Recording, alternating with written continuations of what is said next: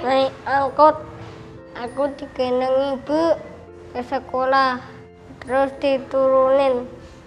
Ibu aku baik, selalu ngendong aku ke sekolah.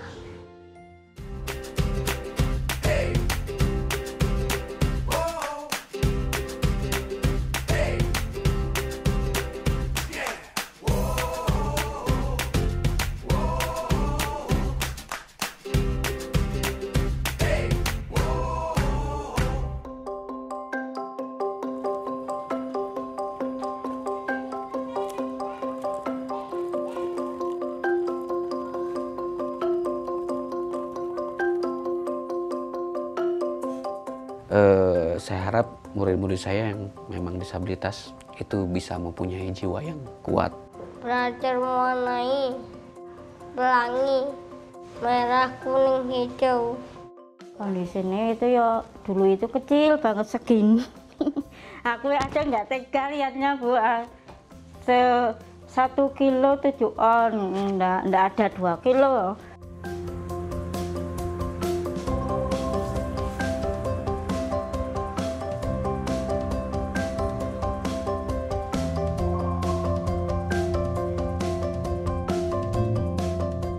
Aku ingin seperti Pak Guru, punya jiwa yang tegar dan ikhlas agar bisa menjalani hidup dengan kekurangan yang Tuhan titipkan padaku. Aku juga ingin seperti Pak Guru yang bisa berguna buat banyak orang, bahkan orang-orang normal. Aku ingin menemukan bakatku apa, agar aku bisa sukses seperti Pak Guruku.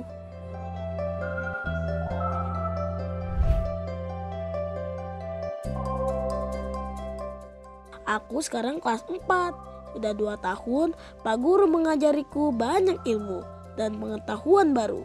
Sekolahku menjadi sekolah luar biasa, satu-satunya di kota Batang, Jawa Tengah, teman. Satu kelas kami ada 13 murid dengan berbagai disabilitas. Sekarang kelasnya dibagi 2. Ada yang masuk kelas tatap muka dan ada juga yang daring. Tapi kalau aku selalu semangat, ingin masuk sekolah setiap hari nih. Hehehe. Oh iya, kata Pak Guru, di antara kami masih ada yang belum bisa menulis, membaca, dan tidak mengerti kata-kata dari Pak Guru. Kalau aku baru bisa mengeja dan mengenal huruf saja. Kalau membaca cepat dan berhitung, aku harus belajar lebih rajin lagi. Doakan aku supaya bisa membaca ya teman-teman.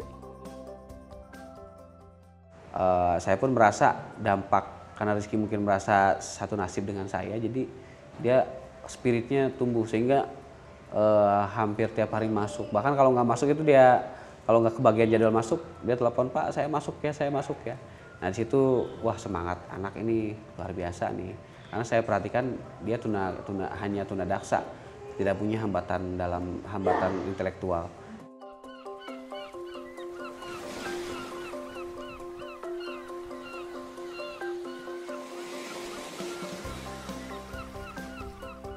Nama aku Rizky, umurku 9 tahun. Kata ibu, aku lahir di usia kandungan ibu 8 bulan. Lahir 1 bulan lebih cepat teman. Waktu itu ibu dibawa ke rumah sakit karena mengeluarkan banyak darah. Malam itu juga ibu dioperasi dan lahirlah aku ke dunia. Dengan perjuangan nyawa ibu waktu itu. Terus dikasih susu itu susu buat khusus pertumbuhan anak-anak itu. Sampai berarti lumayan lah, baru pulang dari sana dari rumah sakit.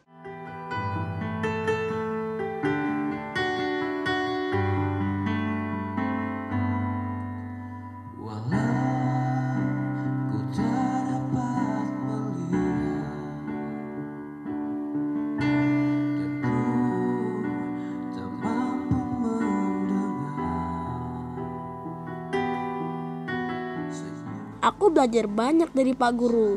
Pak Guru tidak merasa dirinya disabilitas. Walau badannya pun tidak sempurna, banyak hal yang membuat aku kagum dengan Pak Guru. Karena Pak Guru bisa melakukan banyak hal. Pintar mengajar, bisa bernyanyi, bisa berenang, dan bisa bermain skateboard. Tunggu dulu.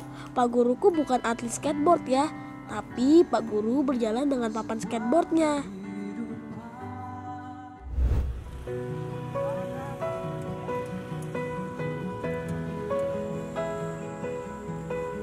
Kalau aku masih digendong ibu ke sekolah, bukan karena aku malas berjalan ya teman. Aku memang tidak bisa berjalan, jadi ibu yang selalu membantuku. Kedua kaki ibu inilah yang menjadi langkahku menuju ke sekolah teman.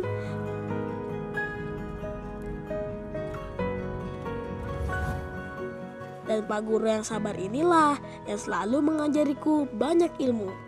Dan ia menjadi pelita untuk jalanku. Aku tahu sekarang, kekurangan tidak boleh memadamkan semangatku berangkat ke sekolah hari ini.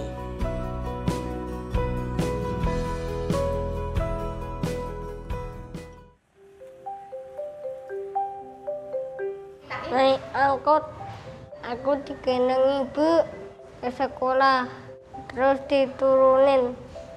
Ibu aku baik, selalu ngendong aku ke sekolah. Apapun keadaan dan kesusahan yang aku, ibu, dan bapak jalani, semua kami nikmati dengan rasa syukur teman. Ibu menggendongku setiap hari ke sekolah, naik turun angkot, dan melewati pasar yang padat pembeli serta orang-orang berjualan. Semua yang dilakukan ibu bukanlah pekerjaan yang mudah. Badanku juga semakin bertambah berat dan aku tahu langkah ibu semakin lelah. Selama di sekolah, ibu akan menunggu dengan sabar di ruang tunggu bersama orang tua yang lain.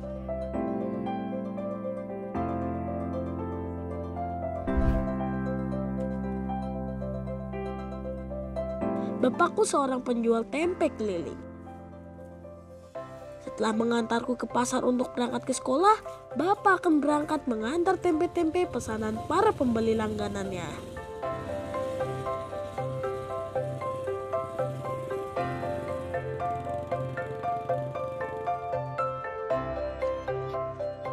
Nah, kalau aku pulang sekolah, bapak akan menyempatkan menjemputku dan mama dengan motornya. Meski aku tahu badan bapak pasti capek. Oh iya teman, bapakku selain berjualan tempe, bapak juga membuat sendiri tempe itu di rumah. Kadang-kadang kalau ibu tidak sibuk mengurusku, ibu ikut membantu. Aku tidak bisa membantu bapak. Karena alat membuat tempe di dapur berbahaya untuk anak-anak sepertiku. Aku sering melihat bapak membuat tempe sampai larut malam. Mulai dari mencuci kacang kedelai, menggiling, merebus, dan mengolahnya lagi menjadi tempe. Prosesnya sangat panjang dan waktunya lama sekali teman. Aku bangga punya bapak. Walaupun ia cuma penjual tempe, ia bapak yang kuat. Aku bersyukur punya orang tua seperti bapak dan mamaku. Karena harapan saya itu agar terlahir hikmat-hikmat yang lainnya ya. Hikmat-hikmat yang lainnya yang lebih semangat lagi, yang lebih berprestasi lagi, terutama untuk anak didik saya yang disabilitas. Pak guruku selalu berusaha agar kami bisa melakukan apa yang orang normal lakukan. Semua bentuk kegiatan yang mengasah kemandirian murid akan diusahakan kepala sekolah dan semua guru. Mengajari kami menanam sayuran hidroponik, membatik, menjahit, bermusik, dan masih banyak lagi. Semua itu dilakukan agar kami punya bekal mandiri. Kalau suatu hari nanti keberadaan kami tidak bisa diterima bekerja. Di kelasku ada teman-teman yang tunagrahita, tunadaksa, autis, dan Down syndrome. Kami belajar materi yang sama teman-teman. Meskipun kami berbeda-beda jenis kekurangannya, materi belajar yang membuat kami semangat adalah berhitung. Karena sambil berhitung, kami bisa sambil bermain ular tangga. Lihat kan teman, siapa di antara kami yang paling semangat? Hehehe.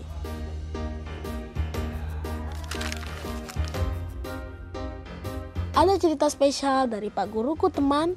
Dulu sebelum menjadi guru, Pak Guru pernah menjadi supir taksi daring loh. Terus pernah menjadi tukang ukur tekanan darah keliling. Hebatnya lagi, pelanggannya tidak ada yang mempermasalahkan keadaan Pak Guru. Justru mereka terinspirasi dari semangat hidupnya. Nah, Alau ini kakak kelasku yang membuat bangga sekolah. Selain cantik, Kak Devani berbakat dalam banyak kegiatan sekolah. Misalnya menjahit, membatik, menggambar, dan membuat komik. Selama menjadi murid di SLB ini, Kak Devani selalu dipercaya untuk mengikuti lomba. Hasil karya batik cipratnya dan teman-teman lain juga sudah dijual teman. Hebat ya! Kak Devani seorang tunarungu, tapi di dalam keheningannya yang tak bisa mendengar suara, Kak Devani tidak pernah putus asa dan menganggap dirinya tidak bisa apa-apa. Justru ia terus mengasah kemampuannya untuk mandiri dan bisa berguna.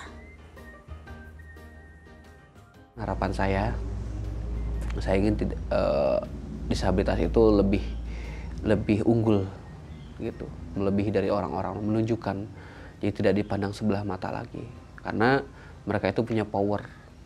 Mereka dilahirkan itu bukan semata-mata hanya untuk menyusahkan orang. Saya yakin mereka itu orang-orang pilihan.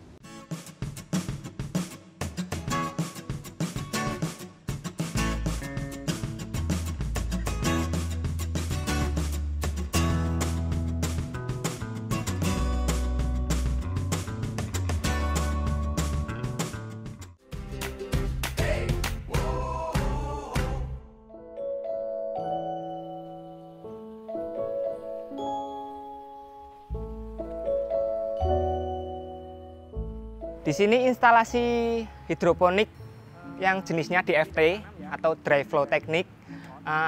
Di sini totalnya ada 116 lubang tanam. Untuk sementara yang sudah tertanam di sini ada sayur pakcoy atau sawi sendok. Terus kemudian di sini ada juga caisim atau sawi hijau. Terus kemarin juga di sini sudah panen, ada kangkung dan daun mint. Terus untuk daun mint sendiri kita sudah ada olahan produknya. Di sini kebetulan ada minuman Blinyes. Nah itu campuran antara daun mint dari hidroponik dicampur dengan belimbing wuluh dan gula cair seperti itu. Kegiatan hidroponik di sekolahku sudah 2 tahun dilakukan teman. Kami jadi mendapat pengetahuan baru tentang macam-macam sayuran dan tumbuhan. Tingkat SD, belajar hidroponiknya berbeda dengan SMP dan SMA. Kalau kelas SD sepertiku, baru tahap belajar penyemaian saja. Kalau kelas besar, penanaman dan perawatan. Kami sangat senang sekali ikut kegiatan ini karena bisa praktek dan belajar di luar kelas. Sekarang kuperkenalkan, siapa sih Pak Guru yang kuceritakan dari tadi? Ini Pak Hikmat, guru hebat, percaya diri, dan semangatnya luar biasa teman. Pak Hikmat tidak hanya menjadi contoh untuk murid-muridnya, tapi orang di seluruh Indonesia. Kisah hidupnya bisa menginspirasi banyak orang yang normal juga. Tidak perlu kujelaskan lagi seperti apa Pak Guruku ya teman, karena teman-teman sudah bisa melihat kan, meski tidak sempurna, Pak Guru selalu berusaha menjadi panutan yang baik dari apa yang beliau kerjakan. Beliau sebagai sosok yang penuh inspirasi sekali, walaupun dengan keterbatasan, beliau malah mempunyai kelebihan-kelebihan dibanding saya sendiri termasuknya nggih. Pemikiran-pemikiran beliau, dedikasi beliau buat kemajuan SLB sangat banyak sekali.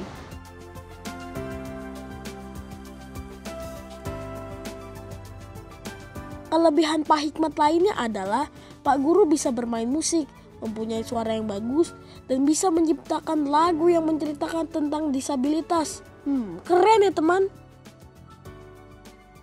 Itulah Pak Hikmat, tidak ada kata menyerah yang diucapkannya, selalu semangat dan perjuangan yang terus ia sebarkan.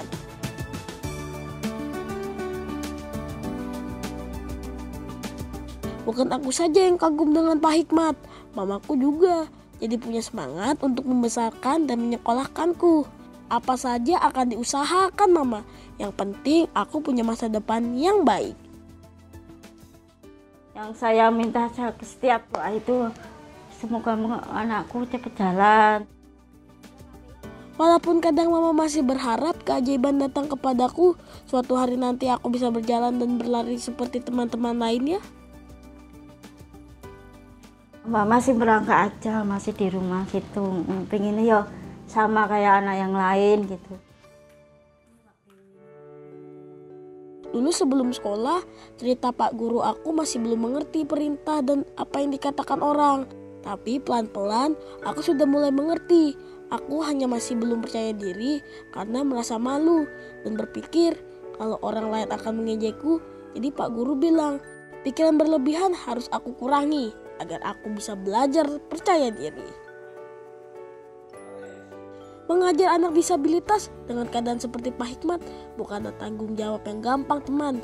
Kadang kalau kami di kelas ada yang tak bisa diam, lari-larian, atau berteriak-teriak, Pak Hikmat kesulitan untuk membuat kami tenang. Tapi Pak Hikmat tetap berusaha menenangkan kami ya, hanya perlu tenaga yang lebih banyak. Kesulitan lain mengajar kami, Pak Hikmat harus kreatif menjelaskan materi pelajaran karena beda anak, beda jenis ketunaan, atau beda cara menyampaikannya. Pak Hikmat juga selalu berusaha membangun semangat belajar kami di kelas. Kalau Mas Rizky sendiri itu, Mas Rizky masuk ke dalam tunadaksa. Namun dikarenakan dia itu mungkin kurang wawasan belajar dan kurang percaya diri. Karena dia kondisi fisik seperti itu, jadi di rumahnya kurang bersosialisasi. Kita di sini menggunakan metode spirit, jadi diutamakan dulu semangat. Dia itu IQ-nya normal, tapi dia menutup diri atau kurang percaya diri dalam pembelajaran. Aku suka pelajaran warna hijau, warna Bali, warna biru. Kenapa? Terang, mengajar pelangi. Ya perasaannya mantep mana yo sedih ya Bu, lihat kayak anak kayak gitu.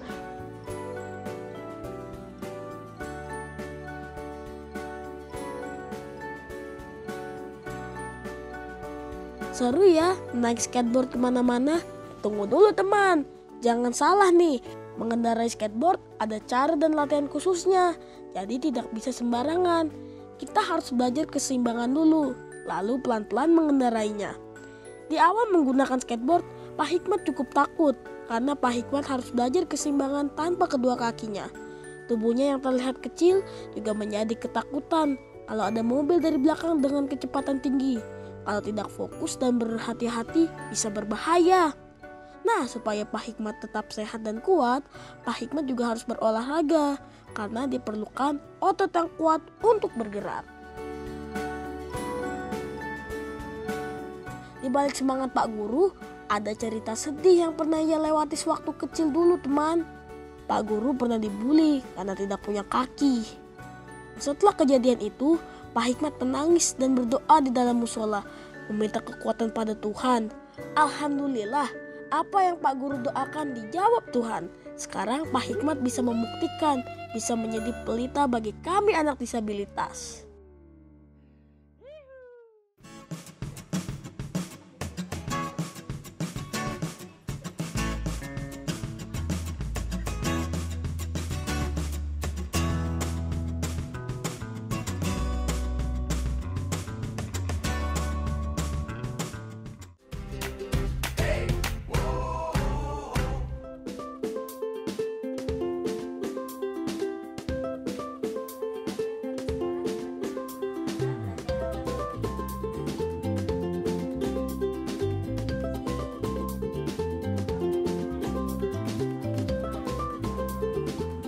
Kata mama, sebenarnya aku anak yang gampang mengerti.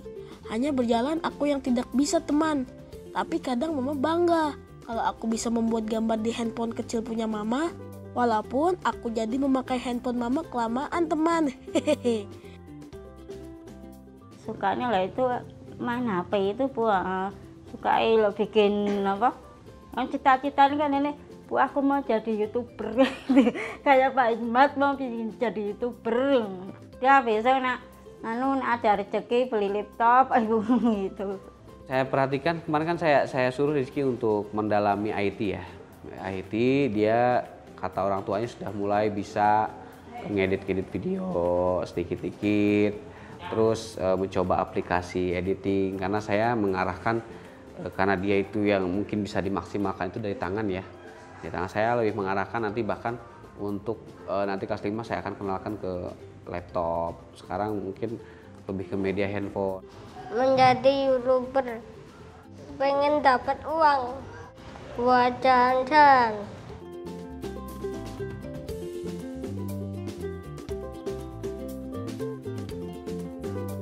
Lihat teman, Pak Hikmat jago ya membuat video dari handphonenya. Keren ya, Pak guruku serba bisa nih teman. Itu orangnya ya tekun Bu, kayak mau biar kayak gitu itu belajar pantang belajar ini nggak pernah menyerah gitu Bu. Dari Sukabumi sampai sini itu kan butuh proses perjuangannya yang kayak mau istilahnya. Anakku itu pengennya kayak gitu, nggak berhenti belajar gitu loh Bu. Ya Pak, terus belajar terus, nah, biar sukses istilah ya. Ibu yakin Rizky mempunyai masa depan yang baik seperti Pak Hikmat.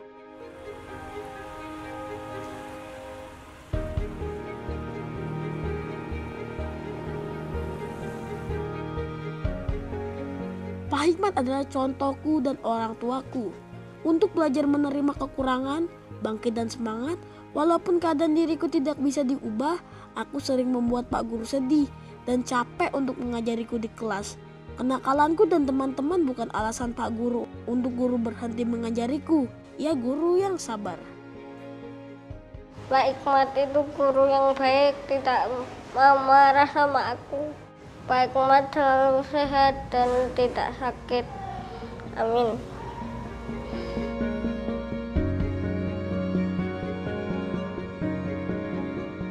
Kalau namaku Rizky Juniarto, Mama dan Bapak pasti berdoa kalau anak yang lahir di bulan Juni akan membawa rezeki buat mereka. Lahir dengan fisik yang kurang sempurna, Mama dan Bapak tidak menyesal telah membesarkanku. Mereka tetap bertahan memperjuangkanku walau ada orang memandangku sebelah mata. Sekarang aku tahu, aku tidak sendiri. Aku dan teman-teman di SLB Batang ini punya pelita untuk langkah kami terus semangat belajar. Belum jadi yang terhebat tidak apa-apa kok, asal tekad kami kuat seperti Pak Guru ya. Ya, Pak Hikmat adalah pelita untuk langkah-langkahku di masa depan.